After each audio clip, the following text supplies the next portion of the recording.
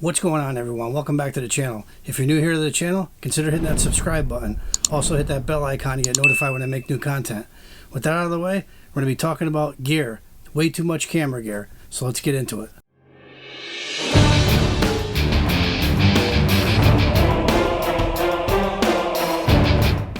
Alright, without digging back into ancient history, we're going to talk about camera gear of what I'm using right now in today's day and age.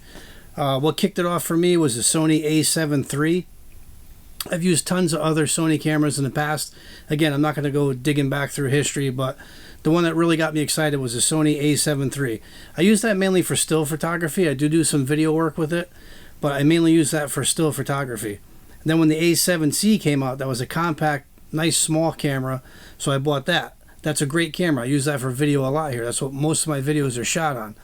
But as of late, I wanted a cinema camera. I've always wanted a cinema camera, back to that camcorder, handy cam style that I'm used to from the late 80s to early 90s. So I've always liked that form factor. It just feels natural in the hand. So I did go out and buy an FS100, as my last video would tell you. And it's sitting right here. This is a cinema camera. This is a very old camera. This is 11 years old. It doesn't have a lot of features of what the new cinema cameras have today. So I think I'm going to be shuffling this out of the rotation. I know I just got it, but I'm going to be selling this off. I'm filming on a new cinema camera right now, which I'm not going to say what it is. If you look down in the descriptions or links, tags, maybe you might figure it out. But video will be coming on this next. This is a Netflix rated cinema camera I'm shooting on right now. This is just a fantastic camera. It's got all the ergonomics I like, all the features I like in it, which we'll talk about in the next video. But as far as gear and cameras and all that stuff, I mean, it's an ever-evolving thing. If you're into this stuff, you're going to keep pushing the envelope and getting something better and better and better. And I think right now I've hit the pinnacle with this camera. I don't see this being out of style anytime soon. It's 4K. It'll do 12-bit RAW externally. It's pretty much future-proof. And the ergos on this are fantastic. I love it. Again, you will be seeing more of this in future videos coming up. But this was what really started when I got this FS100 last week or 2 weeks ago. I've had this for about 2 weeks. Shot a lot of stuff here in the house that you guys didn't see, just testing this camera out. And I really enjoy the form factor of this and all the features on it, all the buttons on it. I mean, everything's so accessible, all the buttons up top here.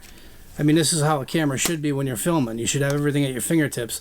Not like the mirrorless cameras where you have to dive into the menus to change stuff, because they're mainly for taking pictures and then video secondary. These cameras here, these cinema style cameras, they're made for shooting documentaries, videos, short films, where all the settings are at your fingertips, where on a mirrorless camera they're not. You got to dive into the menus. Not that there's anything wrong with that. I love using my mirrorless cameras. There's a time and a place for them. But I think studio work like this, documentary work, short films, cinema camera is the way to go. So moving forward, as I said, we're going to be shooting on this camera I got now exclusively here in the studio, doing some run and gun stuff, maybe some stuff when I go up to the gun club. Definitely will be taking this camera with me. My a7C will be a B cam, a backup cam, a run and gun kind of camera. And my a7 III is going to be mainly for my stills photos, because I do enjoy using that just as a photography camera. But again, these cinema style cameras, in my mind, are absolutely fantastic for video. Let's face it, you buy a mirrorless camera, a DSLR camera, you're going to put a cage on it, you're going to rig it all out to what? To come out to something like this. You want it to be like a cinema camera. This is already set up for what you're making your mirrorless camera into. You're putting the cage on it, you're putting an external monitor, a microphone, you're putting all this stuff on there, and it ends up looking like a cinema camera anyway. So you might as well go out, save yourself the money, go out and buy yourself a cinema camera if you can afford it in your budget, because they're not cheap. You're talking about 10 grand for a cinema camera. This camera, when it was new, was about 10 grand. Now, thanks to the Sony FX6 that just came out, it totally dropped the price of this camera that I'm shooting on now, and also this FS100. That thing's totally tanked in price. You can pick those up for like $600-700. And that's a great camera. It's a capable camera, but it's missing some features that this one has. And again, we'll discuss that in the next video. But, you know, going forward, if you want to shoot documentary style, short films, you want to do commercial work, weddings, what have you, I highly suggest getting yourself a proper cinema camera. Not that it can't be done with a mirrorless camera on a gimbal. Absolutely can. You just got to figure out what your needs are, and then you just go from there and buy, you know, your kit to go with your needs. What's going to fit in your lifestyle best. This, for me, just takes me back to the old school camcorder style, but with the modern technologies built into it, it's just fantastic. And again, nothing wrong with the mirrorless cameras. They're fantastic. I use mine all the time. Up to this point, that's all I was using was mirrorless cameras. And on a gimbal, you can do any kind of paid work just as well as you can with a cinema camera.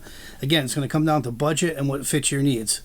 All right, so the point I'm trying to make here is too much gear is not necessarily a bad thing, but just try and get your kit down to what you're going to need the most and what you're going to use the most and what fits your budget and your shooting style. All right, guys, that's it. We're going to wrap this up. Any questions or comments, leave them down below. Slap a like on the video, and we'll see you guys in the next one.